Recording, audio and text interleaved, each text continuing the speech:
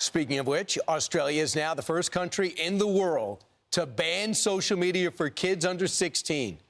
So could we see something like this one day here in the United States? And Todd Pyra joins us now to break it all down for us. Hey, Todd. That is the big question, guys. Good morning to you. This historic ban went into effect this morning in Australia as a way to protect their kids there from the harms of social media.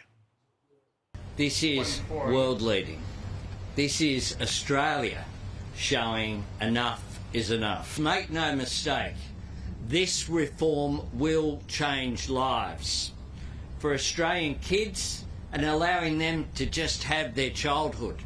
For Australian parents, enabling them to have greater peace of mind. So here's what the ban does. It impacts almost a dozen of the most popular platforms in the world, like Facebook, Snapchat, TikTok, X, and more, requiring age verification for access to the sites. But if the platforms don't comply, they can face up to $33 million in fines. This is Australia calling time on social media and the deceptive and harmful design features tethering our children to their platforms. We have young Australians who have literally taken their lives as a result of accessing these platforms. So when their lawyer yells back at us about, do you know about free speech? Well, do you know that we actually have laws, and we expect any company that is providing services in Australia to abide with our laws. Social media giant Meta, however, says they have consistently raised concerns about this law, arguing, quote, there's a better way. Legislation that empowers parents to approve app downloads and verify age, that allows families, not the government, to decide which apps teens can access. Despite the pushback from the platforms themselves, it's some lawmakers here in the U.S. say we need to look into. I think protecting children is an avenue that should be pursued. I won't rule out some sort of limitation in sales or distribution or use of those devices. And I just tell you, parents and grandparents need a helping hand. This is getting out of hand. I think we ought to look at what Australia is doing, for example, and requiring access to these social media platforms to not be available to anybody under the age of 16. We're going to have to wait and see, though, if Congress ends up taking any concrete action. But you heard there, two senators, different parties. There could be bipartisan agreement on this. All right. Thanks well, so you much, have two little girls. What do you think about it, Todd? I want it.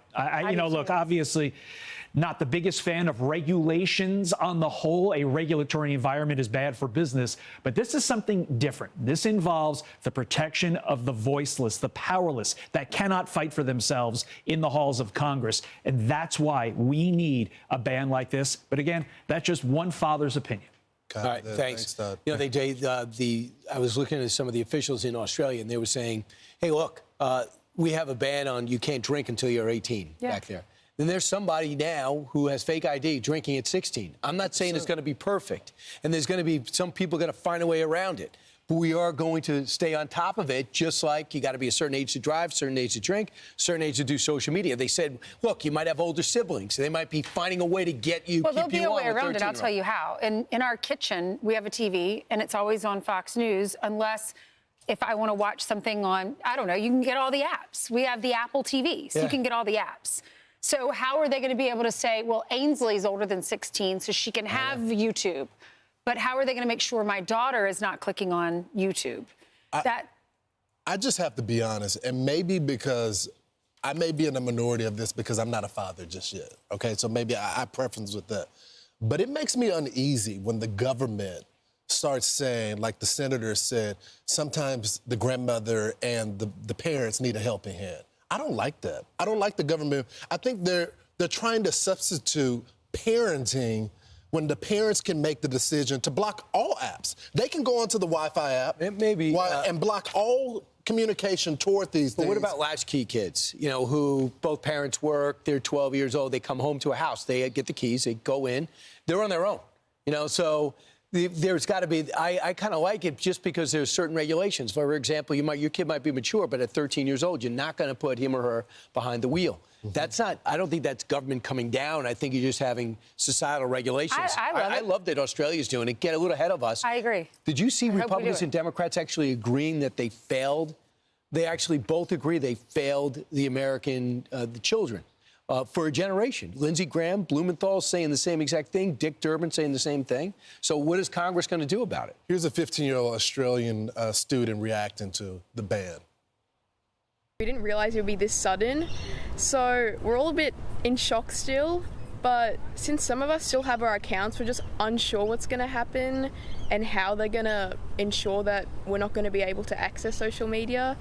But I think eventually without it, we'll learn how to adapt to it. I think that it does help people connect, especially some people who don't really have those interactions in real life. And I do feel bad for people like that, because I feel like some people who, struggle with in-person connections, it could be easier for them to use social media to their advantage. And I think that especially since it's quite normalized within the generation, people are just going to have to live without it, and it might be a culture shock at first. There's going to be a huge information gap. Most of these people of this generation are getting their information from this. You think they're going to start picking up a newspaper or watching TV for information? I just think we should think of all of the ramifications of this. I don't think there's ever a substitute for parenting. But Lawrence, think about this. You're 16 when you're, sophomore in high school, maybe freshman, probably sophomore. So you've just gotten through the hardest time for a woman, for a girl, and that's middle school. At least it was for me. Your body's changing, or your body's not changing, and all your friends' bodies are changing. You feel left out. You feel like the late bloomer, whatever it is. Some of them the boys are starting to be interested in some of the cute girls, and then you feel so terrible about yourself. And so then you go to high school and you feel better about yourself. And that's when you're able, as a woman, to maybe feel, okay, I could have a social media account. When you're my age and I look on social media and I see I wasn't included in a party, I say, I don't care. There's another party the next day. I'll be included in something else. But when you're in middle school and you're seeing all your friends invited to something or a sleepover and you weren't included, it's a lot harder to deal with. You're at your mind is different than it is when you're in your 20s. Yeah, so hear about delay, delay. I'm fine with it. If it's 16, I'd much rather my daughter get on social media at 16 than at 14. I just worry when it comes to these kids that we're going to generate a culture of secrecy now amongst them. Banning things doesn't mean that the kid is not going to be able to access it. Instead of provoking a conversation with the kids, they're going to get on social media. That's where all the noise is right now. Government thinking that they can ban something from this. It's like the parents say, oh, ban alcohol, right? Instead of having a conversation about the ramifications of it, the kids just sneak out and still do the alcohol as well. So you think alcohol should be allowed? I'm not saying it should be allowed, but I'm saying the conversation. We should be driving parents to have conversation, develop relationships with their kids, even when it's uncomfortable. But banning things doesn't mean that the kid is not going to do it, especially when all the hype is surrounded. I agree with you.